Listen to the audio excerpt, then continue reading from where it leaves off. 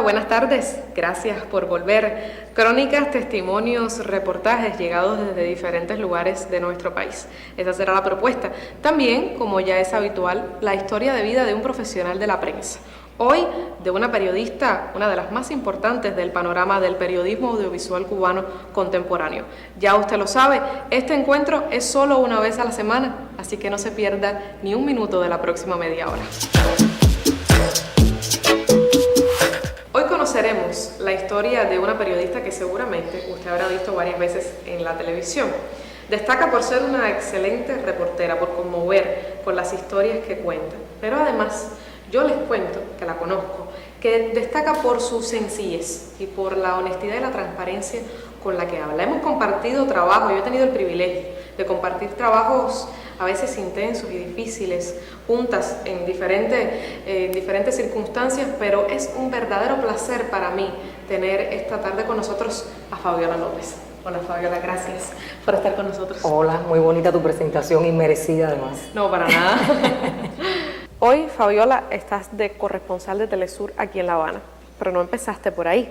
Cuando te graduaste tuviste una primera experiencia en el telecentro de Camagüey. Cuéntanos un poco cómo fue esos inicios. Estuve un año de servicio social allí.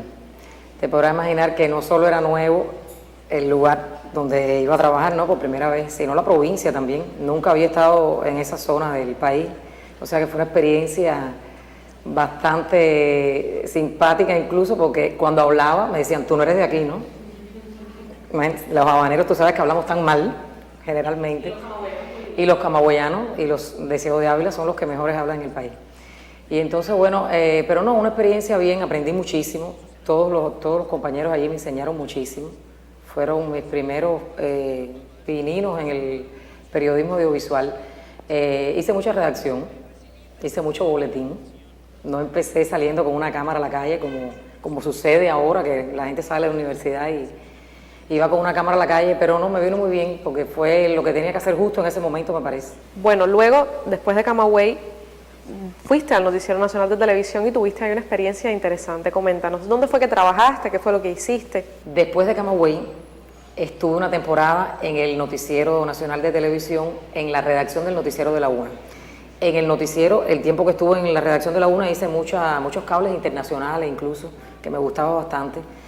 Y también fue una etapa que aprendí mucho. En aquella época no había computadoras todavía en el noticiero, era máquina de escribir igual que en Camagüey. Y tampoco entonces teníamos internet. Ahora es muy fácil, ahora tú cualquier tema en internet tú pinchas, o sea, haces clic, te sale todo, ¿no? En aquella época no. Y eso había que hacerlo rápido, o sea, eso me sirvió también para buscar la información de una manera rápida. Bueno, y precisamente sobre Camagüey vamos a estar conociendo en el próximo momento. Veamos qué nos tiene preparado Aimee Amargós desde esa bellísima ciudad. Buenas tardes a la colega Cristina Escobar y a la teleaudiencia del programa Una Vez a la Semana. El 2 de febrero de 1514 se fundó la villa de Santa María del Puerto del Príncipe, hoy Camagüey. A 499 años muestra todo el esplendor que sus habitantes han sabido darle. Ahora les presento un recorrido por esta auténtica joya histórica y cultural que es custodiada y preservada por todos. La ciudad respira. En sus calles, en su gente vive la historia. Camagüey es la casa grande para los que la habitan. Cada generación ha contribuido desde 1514 hasta hoy con importantes legados de la nación cubana. Esa vigilancia y preocupación desveladas de días y noches transitan lo cotidiano. Santa María del Puerto del Príncipe se revela como documento histórico y cultural de sus moradores. Se presenta como un interesante laberinto en el cual muchos caen sin saber cómo. Camagüey es un libro cuyas páginas guardan los inicios, la evolución y el presente, no solo del patrimonio, sino de quienes la protegen y trabajan por ella. Me encanta mi ciudad, sus calles llenas de adoquines, sus fachadas coloniales. Su gente, sus tradiciones, muy bellas. Es una ciudad que sabe conjugar lo colonial con lo moderno. Prácticamente parece que estamos en el siglo XIX, hay que cuidarla y hay que seguirla restaurando. Sus edificaciones aún muestran el Camagüey del ayer y hoy lo estamos embelleciendo nuevamente para que nuestras generaciones sigan disfrutando de su belleza y sientan el mismo orgullo mío de ser camagüeyano. Así ven los pobladores a una vieja dama que exhibe con orgullo 499 años y cuenta con su centro histórico declarado Patrimonio Cultural de la Humanidad. El Tinajón se escapó del patio para lucirse públicamente y otorgarle un sello, el de la ciudad de los Tinajones. En las manos de quienes vivimos en ella está el camino a la transformación paulatina y sistemática de un lugar que día a día crece y con todo empuje. La antigua villa es percepción de sensaciones disímiles. Es tradición, irradia luz a través de todos los tiempos y emite los ecos de los mejores hijos. Mágica por dentro y por fuera, inquieta a los ojos de quienes la viven o visitan, esta urbe se apresta a celebrar su medio milenio. Desde Camagüey seguimos, una vez a la semana. Si usted acaba de encender su televisor, le cuento que estoy conversando con Fabiola López, la corresponsal de Telesur en La Habana, pero sobre todo una periodista que ha tenido una trayectoria amplísima en la televisión cubana. Llega a tu vida CHTV, una experiencia que trasciende en el paradigma televisivo nuestro como de una gran calidad y sobre todo un periodismo de mucha profundidad. ¿Cuáles eran las condiciones que existían en CHTV para que se diera este periodismo de tanta calidad que se ha convertido en un periodismo de referencia? Mira, yo pienso, Cristina, que esa etapa así, como tú dices, e incluso los muchachos que estudian periodismo en la universidad la tienen como una etapa de referencia, tuvo características especiales. Primero, la mayoría del staff de periodistas que estaban allí eran o periodistas recién graduados como yo, o periodistas que eran estudiantes, o sea, todavía no eran ni periodistas, muchachos de cuarto año de periodismo. Pero a la vez había mucha experiencia en el personal técnico, como el Loquillo, como el editor Barrios. Esa mezcla que se logró hacer, esa combinación entre experiencia y juventud, yo creo que fue lo que dio ese resultado que después se veía en pantalla. También, bueno, el contexto, era una época diferente y teníamos también el personal que nos dirigía, era un personal de mente muy abierta y nos daba posibilidad, a pesar de ser jóvenes, ¿no? Teníamos la posibilidad y tenían confianza en nosotros, entonces proponíamos temas muy atrevidos para ese momento que normalmente no se hacían en otros programas de periodismo de televisión, y entonces tocábamos temas que no eran muy habituales, íbamos mucho a los centros de investigación también, y entonces si íbamos a tratar una temática de los jóvenes, no sé, el empleo de los jóvenes, íbamos al Centro de Estudios de la Juventud, íbamos al Centro de Estudios Demográficos, o sea, siempre nos auxiliábamos de este tipo de investigación que le daba, hacíamos un periodismo interpretativo ya con un poco con bastante rigor, pienso yo, incluso para la edad que teníamos. ¿Cuál es tu referencia para el estilo en el que haces tu periodismo audiovisual, que me imagino que hayas perfilado en esos años de CHTV? A mí siempre me gustó mucho el periodismo que hacía Canda. Siempre decía, la cosa está por las historias de la gente, por las historias humanas, por lo cotidiano.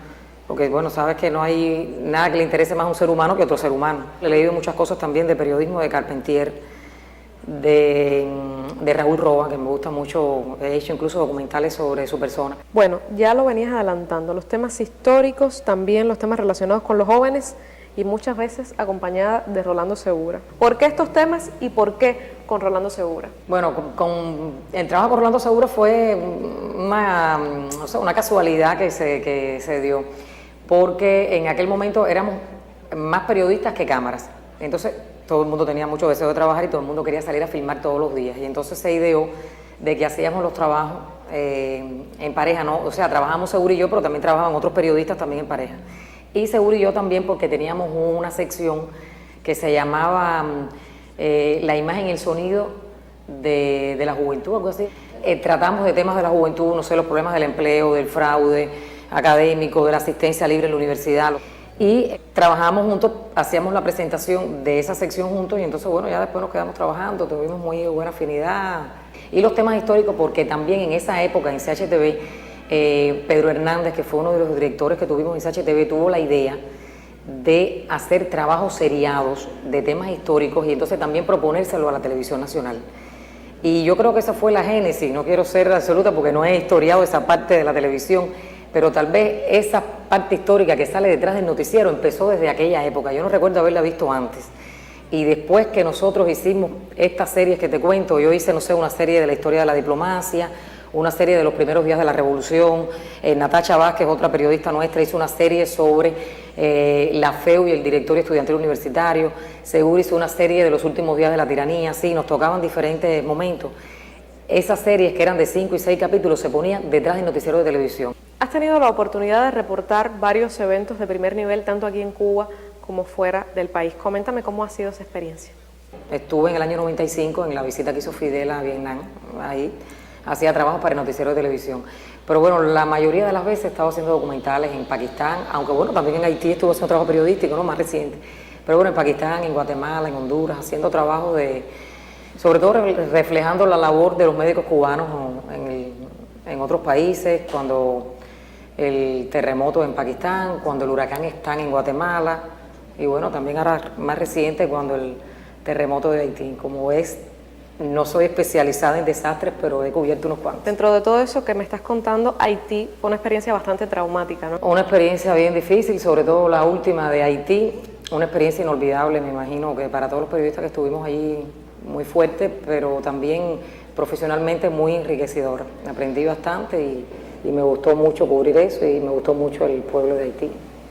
Bueno, precisamente, hablando del periodismo que tú has hecho y del periodismo que debemos hacer también en nuestra prensa de hoy, veamos algunos fragmentos de trabajos que Fabiola López amablemente nos ha querido mostrar y también compartir con nuestros televidentes de una vez a la semana.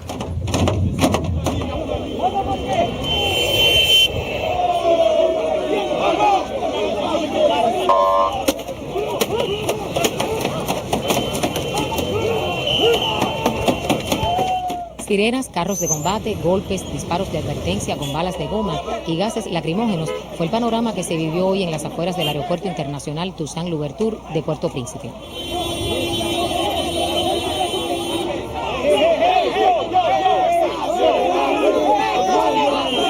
Cientos de haitianos se encuentran desde bien temprano en la mañana apostados en las afueras del Aeropuerto Internacional de Puerto Príncipe. Esta es la respuesta que dan las tropas de la ONU en Haití.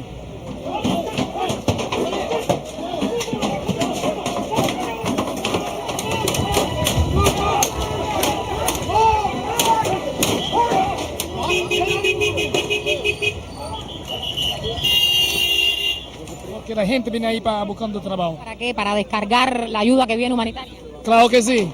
Que no le llega la ayuda a ustedes, al pueblo. Y porque, tú sabes, como la gente ahí no habla español, no habla inglés, es otro país que viene y no sabe por qué la gente viene ahí. ¿Tú entiendes? Pero yo sabe por qué haitiano viene ahí. Haitiano viene ahí para trabajo, para buscando trabajo, para cargar, para todo. Pero haitiano no viene para pelear o para nada. Además de las tropas de la Misión de las Naciones Unidas para la Estabilización de Haití, se encontraban las fuerzas de la 82 División Aerotransportada de Estados Unidos. ¿Por qué no los dejan entrar? Porque no trabajo en el aeropuerto. Mucha gente. Estados Unidos Army. Nous besoin de travail, nous besoin de travail. Nous problème de terre, nous pas gagner pour nous faire nous craser. Nous besoin de manger pour nous manger. Necesitamos comida. Necesitamos trabajo para poder comer. ¿Para qué quieren entrar? ¿Quieren trabajar o lo que quieren es que le repartan la ayuda?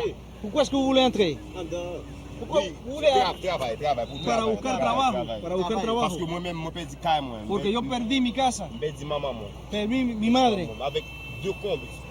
Dos casas cayeron encima de la mía. Nosotros no tenemos nada en la mano, a comer ni para beber. Aujourd'hui, il y avait des gens, des haïtianos qui voulaient de l'emploi. Que querían empleo. On les a repoussés. Lo hicimos retroceder. Ils ont résisté. Y resistieron. Y entonces hicimos llamado a las fuerzas de seguridad que estaban aquí en el aeropuerto. Es todo lo que puedo decir. No ha habido ni muertos ni heridos. Pero dieron golpes, dieron muchos golpes. Una frappé, ¿no? No, on n'a pas frappé. No se le ha dado golpes. No se le dio golpes ni se tiraron lacrimógenos. Sí, lacrimógeno. Sí, ha été lancé. Sí, ha habido gas lacrimógeno. Pero golpes no, la MINUSTAH no da golpes. ¿Es que la MINUSTAH es donde tú? No. ¿Son des amis? Des amis de qui? Des haïtiens? Oui, nous sommes des amis. Nous sommes des amis.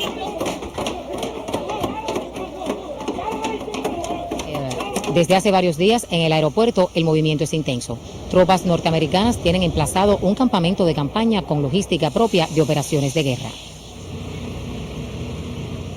Pero en el interior de la terminal aérea, otra bien distinta era la historia. Tiendas de campaña, medicamentos y agua llegaban de Cuba para el emplazamiento de nuevos hospitales. En Puerto Príncipe, Haití, Hansel Ramos, Omar de la Cruz y Fabiola López, Sistema Informativo de la Televisión Cubana.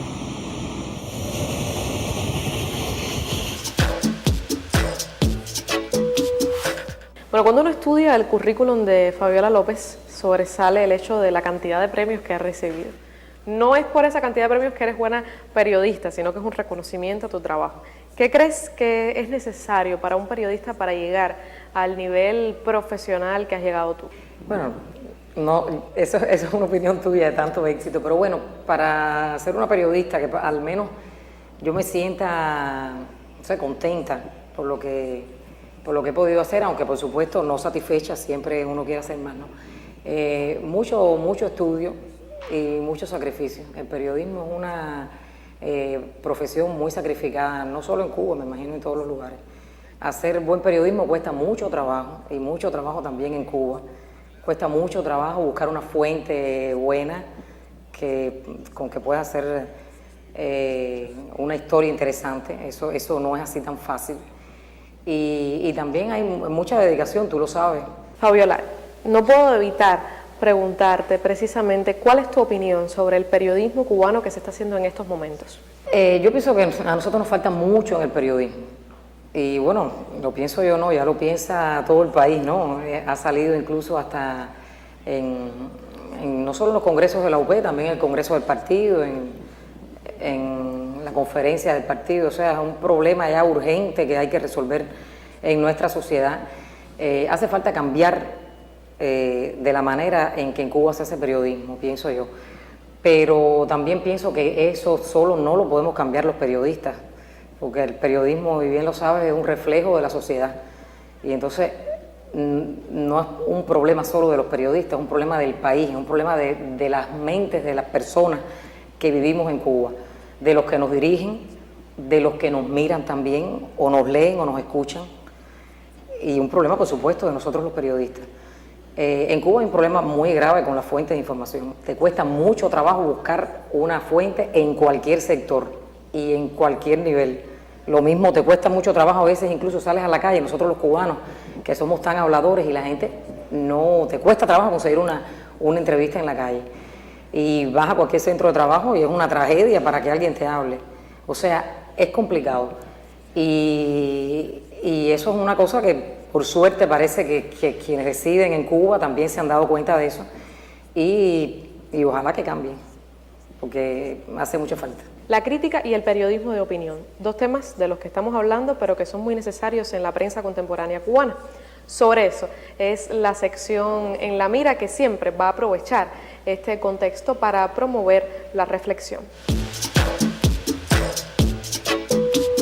Hola, hoy en La Mira hablamos sobre la cultura del diseño y la importancia del mismo para la visualidad urbana. Acompáñenos. Este es el Departamento de Diseño de la Casa de las Américas, un sitio que durante 53 años ha contribuido a la cultura visual desde la cartelística.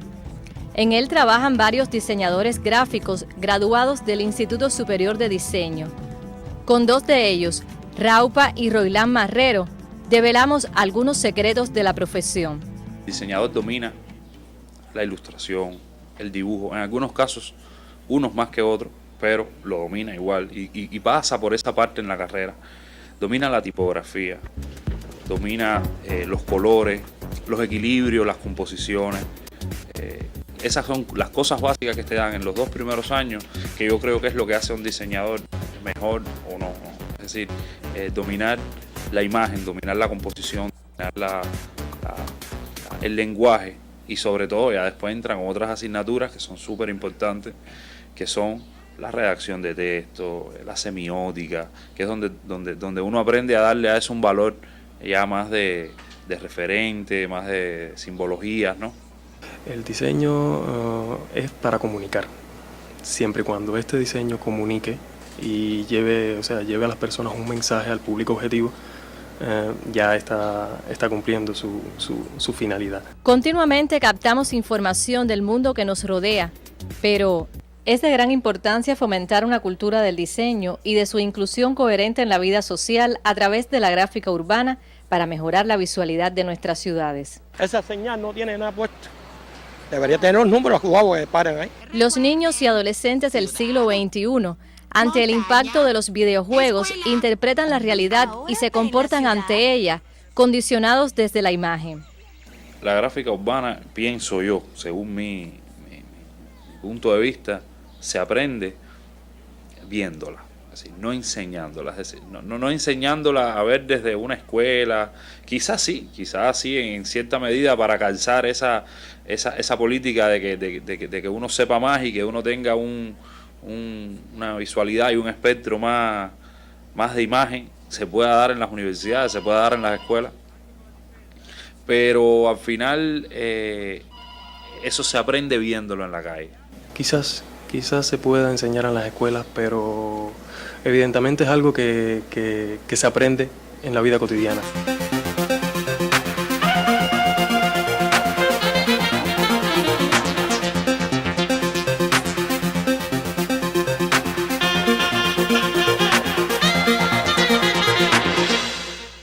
Como ven, el tema se puede abordar desde disímiles aristas. Por hoy cerramos el diálogo aquí en La Mira. Soy Maya Quiroga, nos vemos una vez a la semana.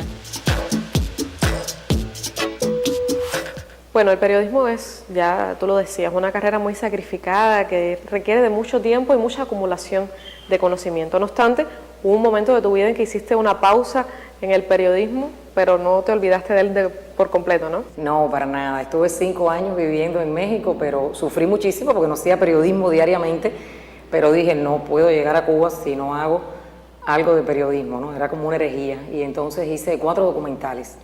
Uno sobre la vida de Lázaro Cárdenas y su relación con Cuba, se llamó El Primero de los Mexicanos, y una trilogía que se llamó México, Prólogo de la Libertad, que es sobre los colaboradores mexicanos que viven en México todavía, son muy viejitos y ayudaron a la revolución. Ha pasado casi medio siglo de la epopeya y el cuate se resiste a olvidar. El Granma es el orgullo de su vida.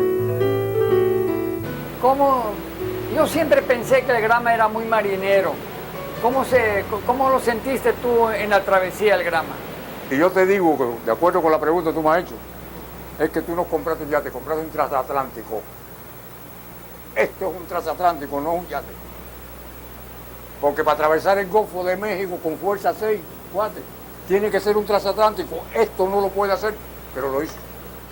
Para mí es un orgullo que no me lo puede quitar nadie y que es lo máximo en mi vida, el Granma. Lo máximo. Gracias, Collado. Gracias.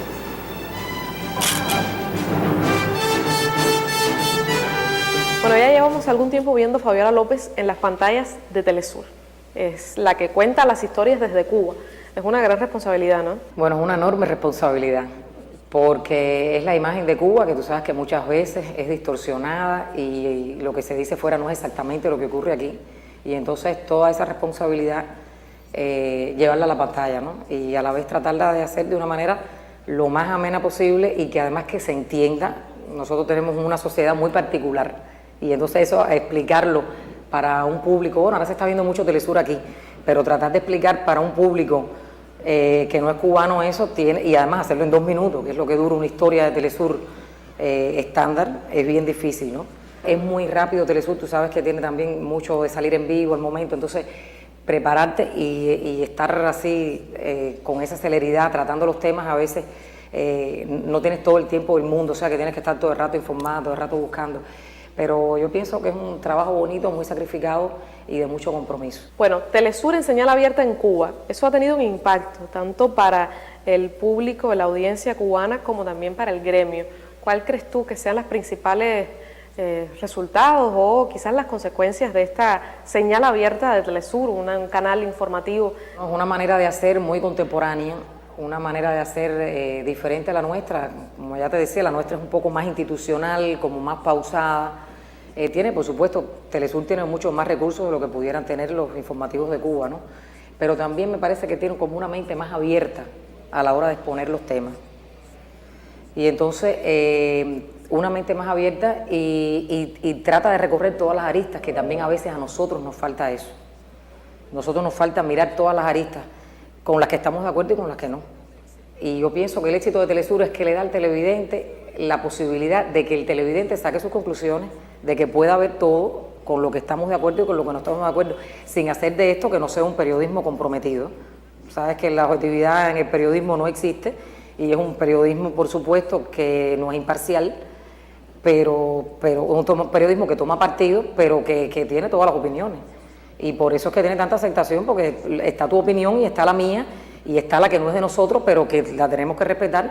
O sea, está la que compartimos y la que no. Yo pienso que el éxito está en eso, en que no se te diga cómo tú tienes que pensar, sino que tú tengas la posibilidad de pensar, se te den todas las herramientas, se te den todas las aristas y tú saques tus propias conclusiones. Bueno, hacemos ahora un alto en nuestro diálogo para conocer algunos adelantos de la próxima semana en nuestro calendario semanal. El Parque Temático Mariposa del capitalino Parque Lenin abre sus puertas al público durante la etapa veraniega de martes a domingo desde las 10 de la mañana hasta las 6 de la tarde.